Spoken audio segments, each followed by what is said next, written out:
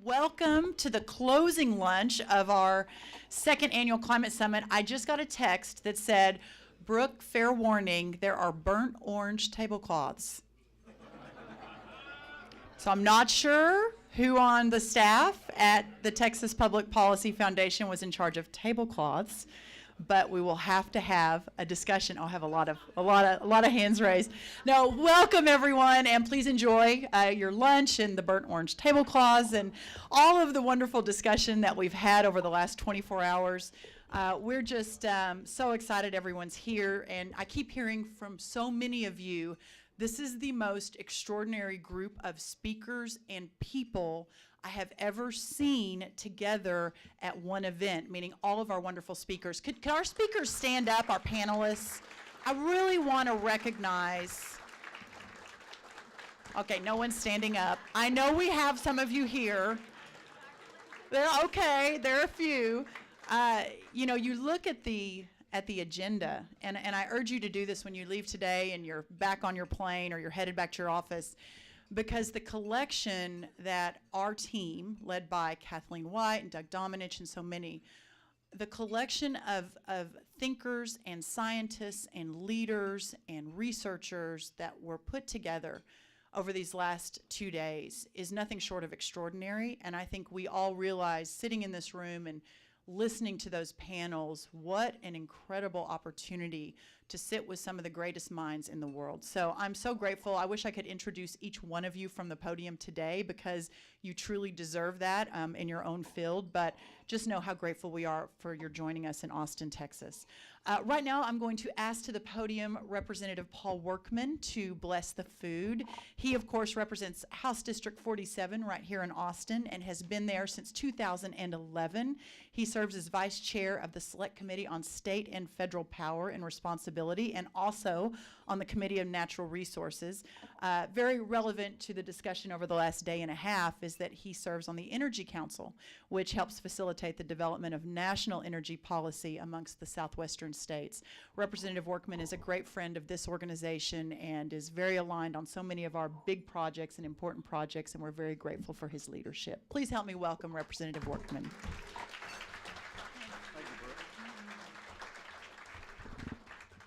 Would you bow with me? Heavenly Father, I thank you for the Texas Public Policy Foundation and the work that they do on behalf of the citizens of this great state and this great nation. And I pray for the people that work at TPPF, that help to shape the policies. And I pray for those here today as they learn more about the important issues of our day. And for those of us who are elected officials, that we might have a clear guidance from you on your will for these policies. Now bless each person that's here. Thank you very much for this food and the hands that prepared it.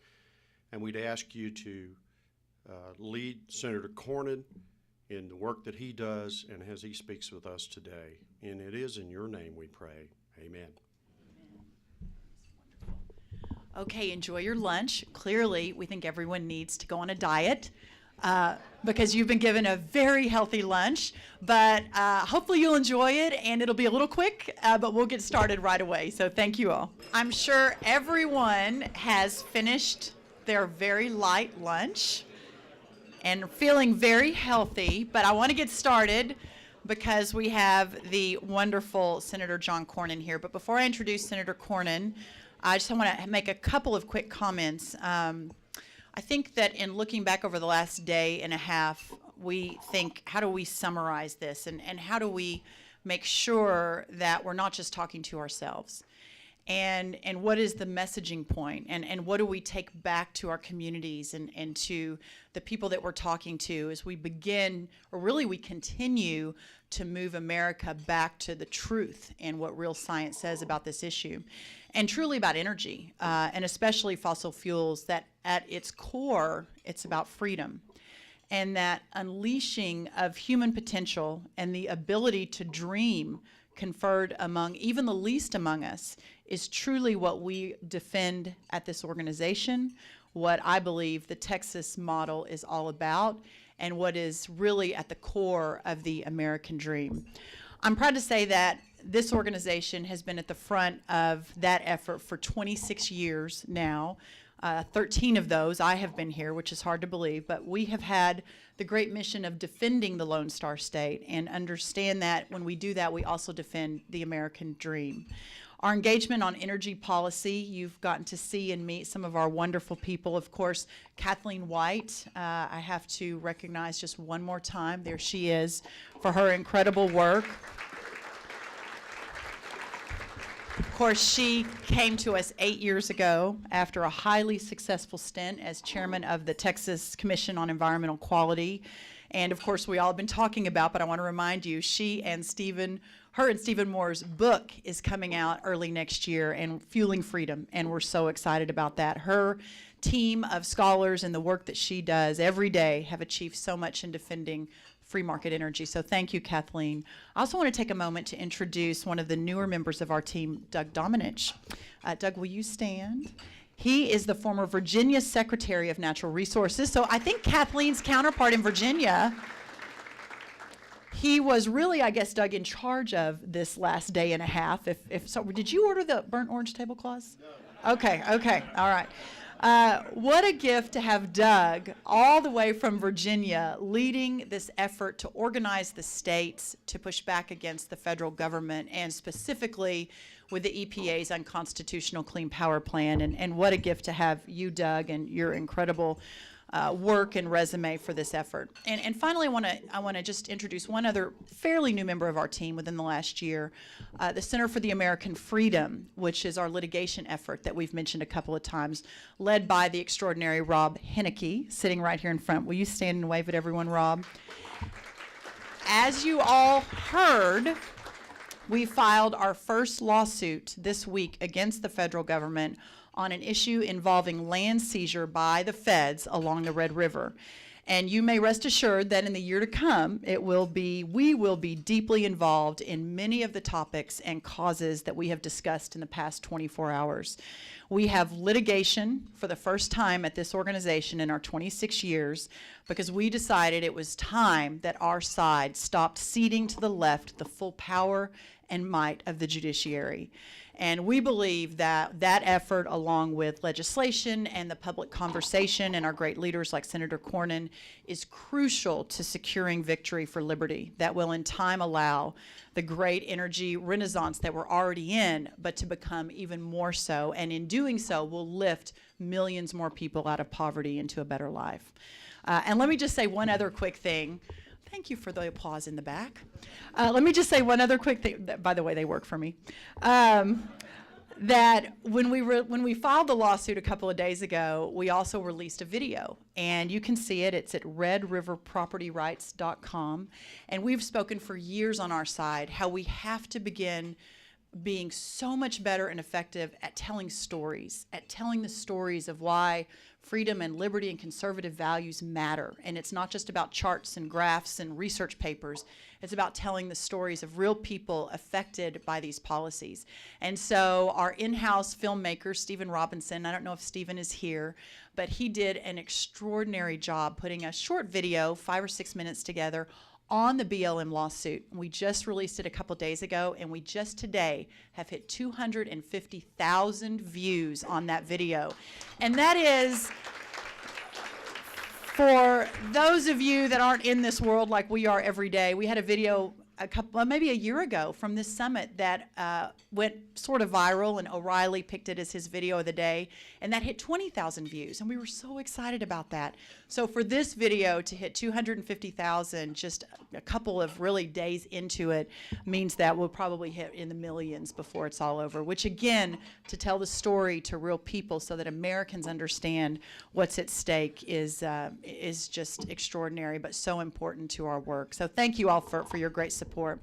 But let me say this, we have much more work to do, and it is not often that you can always rely on your leadership to do the right thing. And I am so grateful to call Senator Cornyn a friend. Of course, he's serving his third term in the U.S. Senate. He serves on the Finance and Judiciary Committees. You also probably know that he was elected by his peers to Majority Whip, which is the #2 leadership position in the U.S. Senate. How fortunate for our state. Prior to his election in the Senate, he served as a district judge, as a member of the Texas Supreme Court, and as Texas Attorney General. He has earned, fairly so, a great national reputation as being an articulate and powerful voice for Texas values. When it comes to energy, we know that he walks the walk. We are so grateful for his leadership. He has spent time in the oil fields of West Texas, Jim Henry, pipelines and refineries along the Texas coast, man camps at the Eagleford Shale, and even an oil rig 9,000 feet of water, 2 hours out into the Gulf of Mexico. In Washington, Senator Cornyn has used Texas's example of energy leadership and innovation to advance common sense energy policies. He has co-sponsored legislation requiring the Department of Energy to approve proposed LNG projects, has been an ardent proponent of the Keystone Pipeline, and most recently has been a leader in working to stop the Clean Power Plan in the Senate. He co-founded the bipartisan Texas Caucus on Shale and Oil to educate members of Congress on the production issues in Texas and outside of Texas, and has helped lead the fight in the U.S. Senate to abolish the antiquated ban on exporting crude oil. I know he's no stranger to many of you in this room, and is someone who has been a staunch supporter and friend of this organization for many years. And I always like to say, Senator, and it's true, that of all the elected officials we work with, when we invite you, you always come and make such an effort to be with us, and we're so grateful for that. Help me welcome Senator John Cornyn.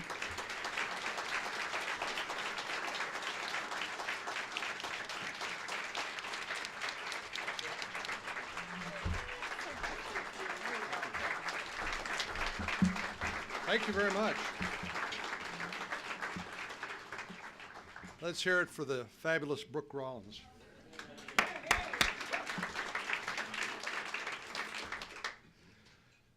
Well, it's great to be with you today, and I have to tell you, Brooke, it's exciting to see TPPF flourish under your leadership and continue to grow. It's been a long journey from Dr. Leininger's dream in San Antonio to here in Austin, to this beautiful building and this world-class group of experts talking about something, one of the most important issues confronting our country today. But I just want to assure you that all of your time and your treasure and your efforts to help improve the public policy debates here in Texas are not lost on the rest of the nation. Not only do we get a chance to preach a little bit about the Texas model in Washington, D.C. and elsewhere, we're also taking other great work that you've done here and that Texas has done in the criminal justice area, for example, where we recently passed a bipartisan bill out of the U.S. Senate Judiciary Committee, probably one of the most polarized committees in the Senate. I mean, Dick Durbin, Chuck Schumer, after all. But where you can find, actually, based on the successful Texas experience and the experience of other states, something that actually works and that you can then scale up and bring the benefits of that experience, that successful experience in Texas, to the benefit the rest of the country. So I'm really honored to be back here in Austin and to be with you here today to be part of a thoughtful and thought-provoking discussion about our nation's energy and climate future. I've found, like no doubt so many of you have, that too often discussions about climate change, for example, occur in a fact-free zone. You might say Washington, D.C. is a fact-free zone. And it's usually punctuated by dire warnings of catastrophe of some type or another. And I was thinking about that the other day when I heard Bernie Sanders say that climate change causes terrorism. Good grief. But I just want to recount a couple of stories. When I was growing up, there was a Stanford professor named Paul Ehrlich who wrote a popular book called The Population Bomb.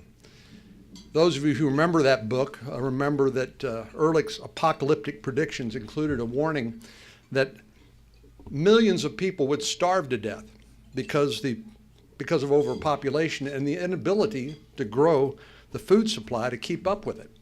So, of course, his recipe was calling for immediate draconian measures in response. Does that sound familiar? So what happened? How come it didn't come to pass? Well, the short answer is Norman Borlaug. Borlaug was awarded the Nobel Prize in 1970 because perhaps more than anyone else on the face of the planet, he was responsible for the so-called Green Revolution, including dramatic growth of global food production, which allowed the world to avert Ehrlich's now infamous forewarning of impending catastrophe. By the way, did I mention that he taught at Texas A&M?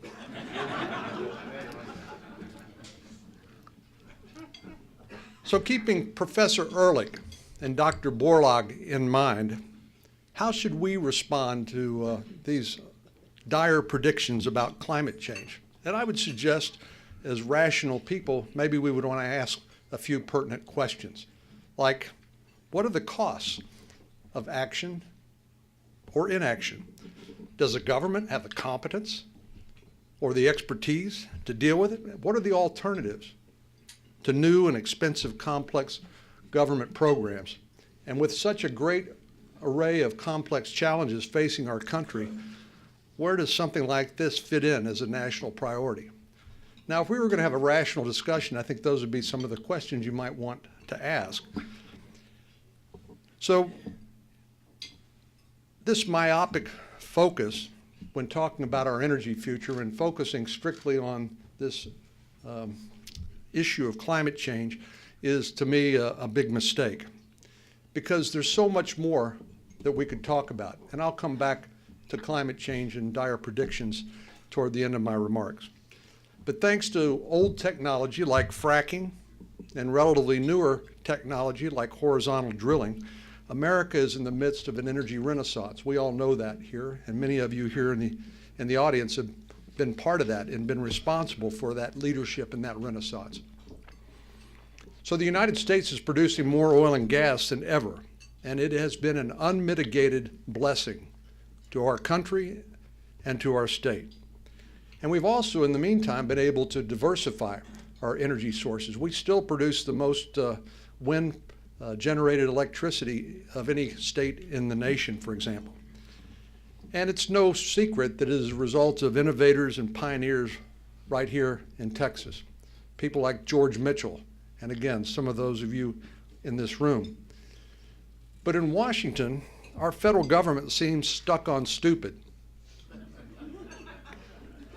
chained by ideological obsession with climate models that look more like an economic forecast than they do real science, distrusting of our demonstrated ability time and time again to innovate ourselves out of so-called inevitable outcomes, and reluctant to reconsider outdated policies that stifle our economy and refuse relief to our allies abroad. Instead of appreciation and encouragement, energy producers, entrepreneurs, and job creators face a buzzsaw of rules, regulations, and executive orders emanating from Washington. And unfortunately, the current administration has set a new record. A depressing $670 billion, yes, that's with a B, not an M, billion dollars in increased regulatory costs since 2009. You want to know why the U.S. economy hasn't grown? Why the Texas economy in 2015 grew at 5.4% while the U.S. economy grew at 2.2%? That's one reason why. And of course, it's our energy sector that regularly bears the brunt of this overreach. And as you've been discussing, one of the most egregious examples is the so-called Clean Power Plan, which I know you've discussed extensively. But let me just summarize for you. Under guidelines handed down by the Environmental Protection Agency this summer, our nation must cut carbon dioxide emissions by almost a third in 15 years. Texas and other states are mandated to submit emission reduction plans by 2018. And if we refuse, well, the federal government has said they'll do it for us. The EPA has predicted that nationally, compliance costs will be as much as $7 billion by 2020, reaching almost $9 billion by 2030. To put it simply, some power providers are just not going to be able to operate under this plan, literally. Under President Obama's Clean Power Plan, perhaps as many as 20 Texas power plants will be shuttered, plants that reliably produce about 15% of our state's total generating capacity. We're in a growing state. People want to come here, but it means our population is growing, with more than 600 people a day moving to Texas and calling Texas their home. And our power grid is already stretched thin. Now is not the time to threaten our electricity supply. During August alone, ERCOT reported record-breaking hourly demand on 3 separate occasions, and that was just within 1 week. For Texas, a growing industrial state and the nation's leader in electricity production, this translates into a job-killing regulatory regime that will disproportionately hurt seniors and people on a fixed income, family and other families at a time when our energy needs are rising. And I would ask you, for what good reason?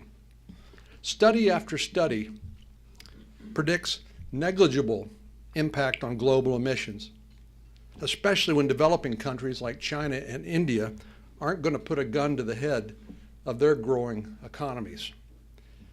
And the consequences for families and small businesses will be significant. One estimate suggests that Texans' electricity and gas bills alone could increase by 54%. As I mentioned, for those on fixed incomes who this is going to hurt the most, seniors and the working poor, these increases will be particularly hard, forcing them to spend more of their limited monthly income on their utility bills and less on food and other necessities. Make no mistake about it, if the EPA is able to fully implement these regulations, we'll see higher costs at the pump, at the supermarket, and on our utility bills. But fortunately, we don't have to take this lying down, and we are fighting back. I applaud Attorney General Paxton for the multi-state lawsuit challenging this plan. Unfortunately, what we've learned is that lawsuits alone, even when you win, it may end up being too late to change the behavior. Gina McCarthy, the head of the EPA, cynically acknowledged this. She said that basically by the time that the Supreme Court of the United States has finally resolved the litigation, investors have already moved on and financing has dried up.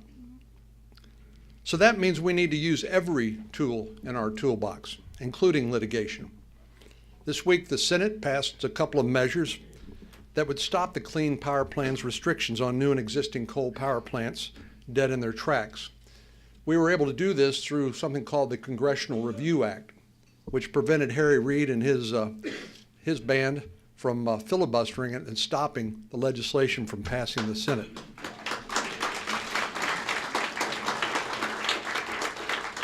Now, while we were able to pass both of these pieces of legislation under the Congressional Review Act, the fact of the matter is President Obama remains in the White House, and he will, in all likelihood, veto the legislation. But I think we need to keep the pressure up, and we need to maintain the visibility of this issue until we actually are successful.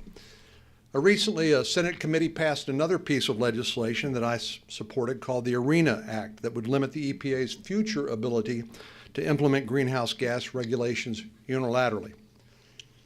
We also have another tool available to us in the end of the year omnibus appropriation bill that will have to be passed by December the 11th. And I might just add a little footnote here. Passing omnibus appropriation bills is a miserable way to do business. But for the first time, go ahead, clap. I agree with you. But for the first time since 2009, we actually passed a budget. And you have to pass a budget before the appropriations committees know what the top line number is that they need to appropriate to. And then individual committees, just like the Texas legislature, Paul, will work on appropriation bills, 12 of them in the federal government. And then you run those across the floor. People can offer their ideas. They can strike it. They can change it. They can try everything if they want, as long as they can get the votes to do it. And then it's ultimately signed by the president. That's the orderly, transparent, good government way to deal with appropriations, not an omnibus appropriation. But our Democratic friends, as we call them in Washington, D.C., realize that the best way they could create this big omnibus year-end exercise is to filibuster all of those appropriation bills. So that's why we are where we are, as ugly as it is. But budget writers do give us a chance to deny funding for some of these, to implement some of these regulations. And we're going to be working hard to roll back as many of these misguided regulations as we can, using, again, every tool in the toolbox, including budget writers on the omnibus bill. With the UN Climate Conference in Paris only a week away, you can be sure that we'll hear from the president on how his new progressive plan charts a course that the rest of the world should get in line and follow. But no matter what the president claims or says, or he promises that he can't deliver on the world stage in Paris, he can't enter into a binding international agreement that will extend beyond the next 13 months of his term of office as president without Senate approval.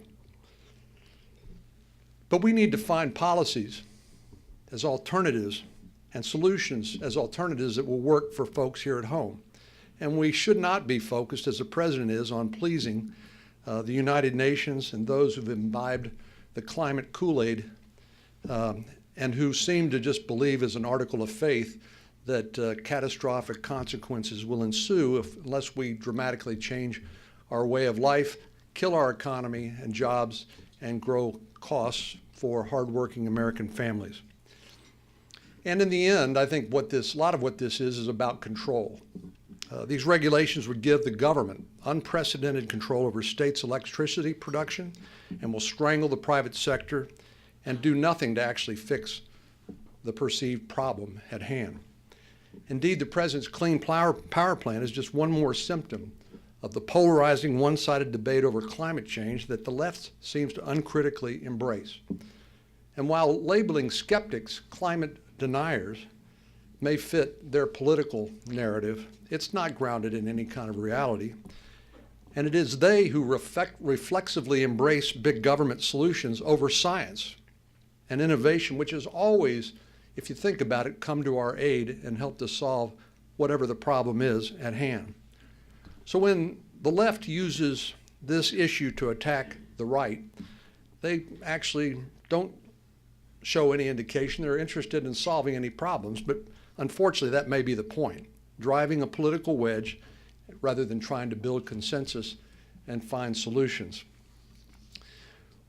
Well, I want to make a confession. Maybe I've already alluded to this. I am a recovering lawyer, and I ask for your sympathy.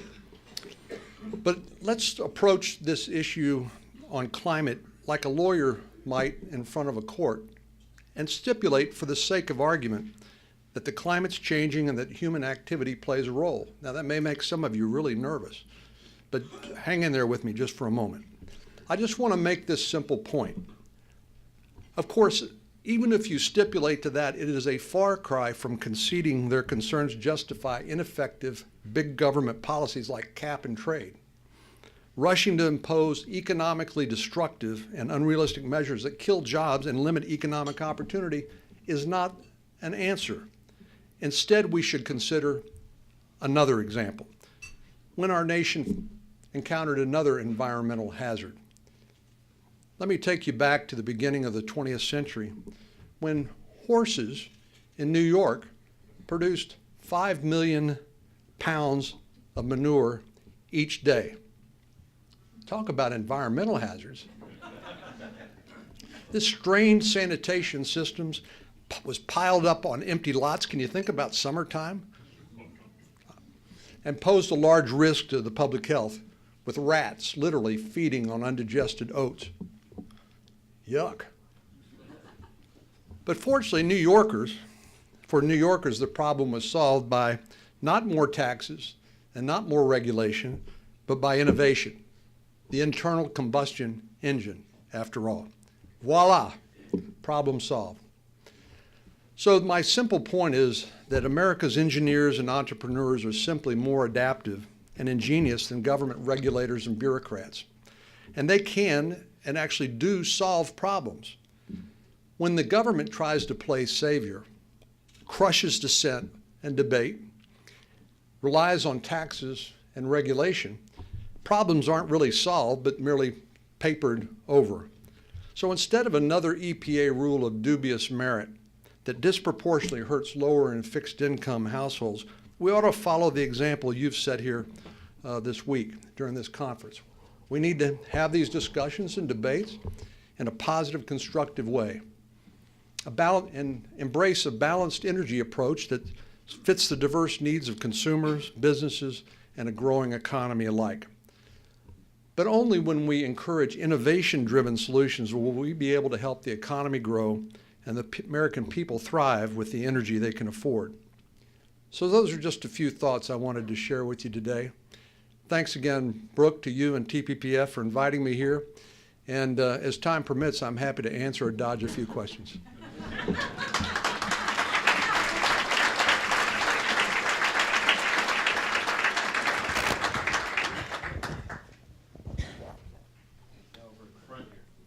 Yes, sir. You mentioned using tools in the toolbox, and you were also talking about the omnibus bill that's coming up. What tools are available in that toolbox that might be directed at the EPA, particularly funding? Could something like you have something in there that makes it clear that they need to hold off on this clean power plan or it will affect their budget for next year? Could something like that be done? Absolutely, absolutely. Well, as a result of the filibustering of the individual appropriation bills, actually many of those individual bills have a whole litany of bipartisan riders because this is not strictly a concern of Republicans. Many, for example, coal state producing states, they share that concern, and there is bipartisan legislation to address it.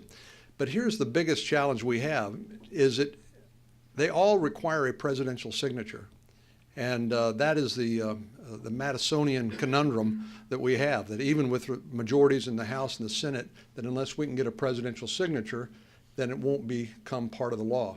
But yes, it's within the control of the legislative branch to deny funding to implement any rule, including this misguided plan. One reason why the omnibus presents a somewhat of an attractive means to do that, despite what I said about omnibus appropriation bills, is that there's so much in there that there's going to be things the president and the other side wants. And so this will become a negotiation to see of how many riders we can include, including those that would defund this misguided plan. There's things like the waters of the U.S. that you're familiar with, this big power grab over private property rights that we've recently voted on congressional resolutions of disapproval on. All of that will be part of that negotiation. But in the end, it is a negotiation. I wish I were master of the universe and I could just do what I thought was the right thing for the benefit of all, but that's not the way our Constitution works.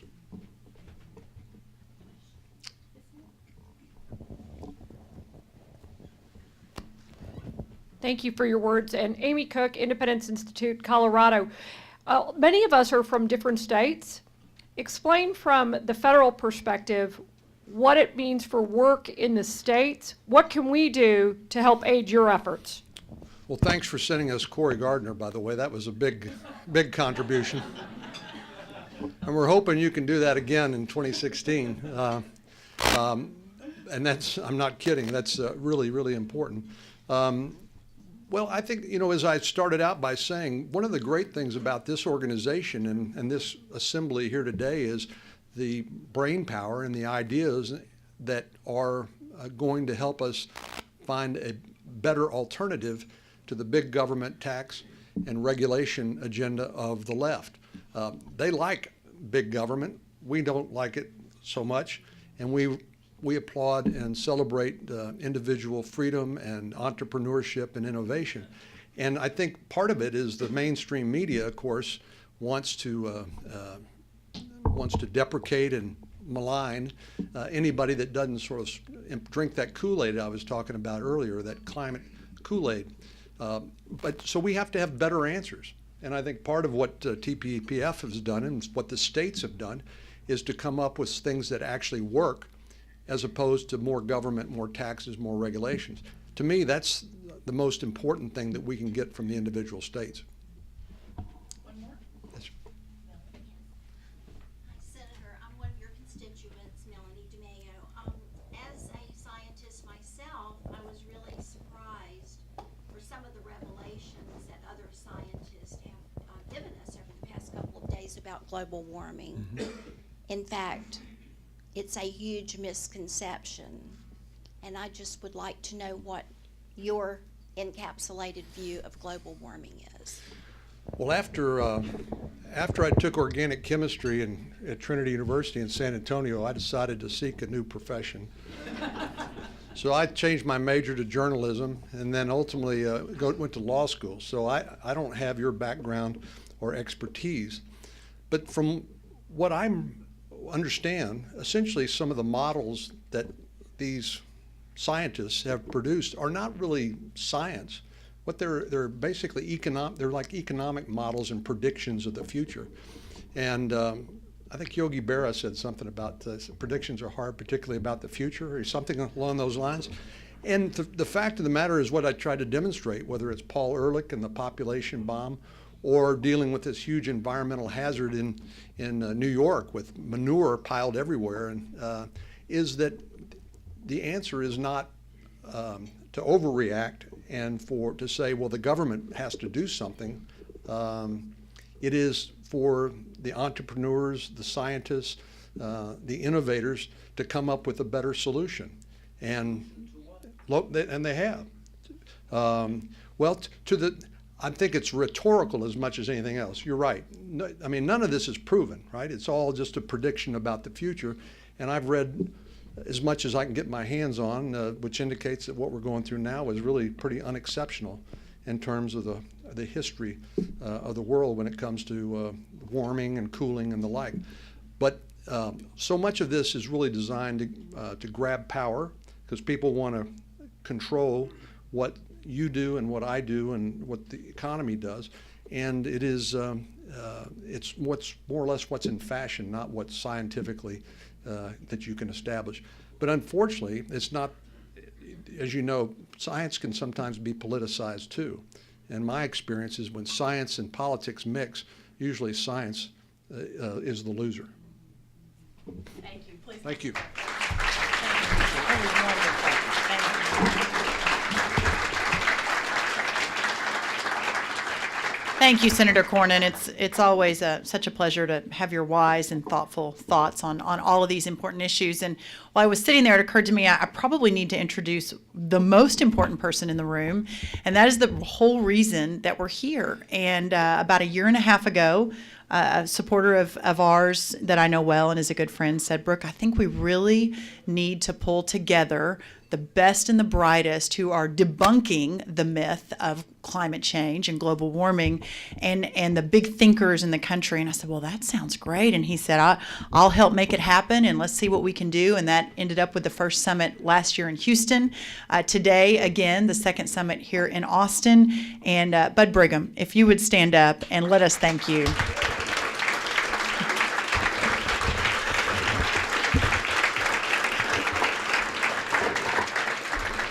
There are, the founding of our country and the founding of Texas, it's a small group of people with big ideas and an unwillingness to give up that can really change the world. And I think, Bud, and your dedication to this issue is pretty extraordinary. So thank you for making this happen. As I mentioned on day one yesterday, Bud also has a movie out called My All American. So everyone can go see that as well. Not only is he trying to change the debunking global warming, he's also trying to change the culture in Hollywood. Two very easy things you've taken on, Bud, that I'm sure will be very successful. But thank you for making this happen, and so many of you too. What happens here cannot stay here. When Bob Murray left this morning, who of course spoke yesterday at lunch and is leading the lawsuit on behalf of his coal company, when he left here today, he pulled me aside and he said, Brooke, we're preaching to the choir. And I said, I get it. I really get it. But there are some encouraging things. And let me tell you, Even though there were only about 200 of us here, we had more than 1,000 people join us and are joining us via live stream, which is great, and have watched the proceedings over the last couple of days. But we also have had media that is covering this project in the last 2 days in the discussions we've had, including stories in Politico, Bloomberg, Washington Post, Washington Examiner, Bill Bennett's Morning in America, Austin American-Statesman, Houston Chronicle, Texas Tribune, The Hill, Daily Signal, NPR, and 2 links on Drudge Report. And that's just in the last 24 hours. That is tens of millions of Americans who are listening and reading and learning and discovering based on what you, the experts who've joined us in Austin in the last 24 hours, have made possible. And so please know that while it seems as if we may be preaching a little bit to our choir, that we are also changing the world and the way a lot of people think about this issue, which is why we're doing this. Everything you've heard over the last 24 hours about the indispensability of a free market in energy and a resistance to the alarmism and hysteria of the climate change cult is absolutely correct. And you know, there is an old saying, by their fruits you shall know them, and it is entirely accurate and applicable here. Look at the fruits of the proposed solutions advanced by the other side in this debate. It is always more government. It is always more spending. It is always more control. It is always less freedom. It is always less prosperity. In short, the other side inevitably seems to arrive at the conclusion, which they claim to descend upon with regret, that we simply must yield our liberties and our abundance in the face of their imperatives. Always, my friends, be suspicious of those who believe they have something to trade for your freedom. The bargain is never worth the price. This is one thing that I want to take away from this conference, that the other side regards human liberty as an intrinsic enemy of their agenda. But there is also another thing that I want you to take away, that same human liberty is the solution to the problems that they themselves identify.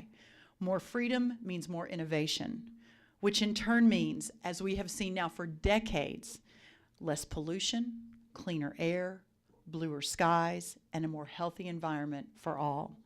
We have the luxury of being optimists, both because we are Americans, and that is simply our nature, but also because our optimism is empirically grounded. Our friends on the other side cannot say that. They look to the future and see only doom, but we know better. 417 years ago, a weary band of travelers crossing a bright and brutal desert were at their ends. They had run out of food, they had run out of water, they had eaten their animals and were straggling along, 500 of them, in the blazing sun on the baked earth. Several of them had literally gone mad with thirst. It seemed like the end for this small and desperate expedition of pioneers. Then, as if a miracle, they saw before them a great river and a lush oasis. They rushed forward and drank their fill, saved in the cruel desert by the surprise of a green ribbon of water and life coursing through the hard land. They rested, they recuperated, and on the 10th day, they gave thanks to God for their deliverance. It was April 30th, 1598, and though they did not know it, the Spanish expedition of Juan de Oñate was celebrating the first Thanksgiving in Texas. Next week, we celebrate our own Thanksgiving, and I wanted to mention that with gratitude for our blessings and our bounties, like the Spanish explorers of 4 centuries ago who came from a hard wilderness and discovered the abundance of Texas. We too have a duty to understand and appreciate the richness of the land and really the world we are given. We must receive it and experience it, not in the spirit of unwarranted pessimism or an un-American gloom and doom, but in the gratitude and optimism that are our inheritance and are our right. We look to the future and we see, in the words of Reagan, a bright dawn ahead. At the close of this second annual Crossroads Summit, I invite you to the third, to be taking place in a year, and I look forward to seeing that bright dawn with each and every one of you in an American future marked by energy and abundance and secured for generations to come. God bless you all, and thank you for joining us.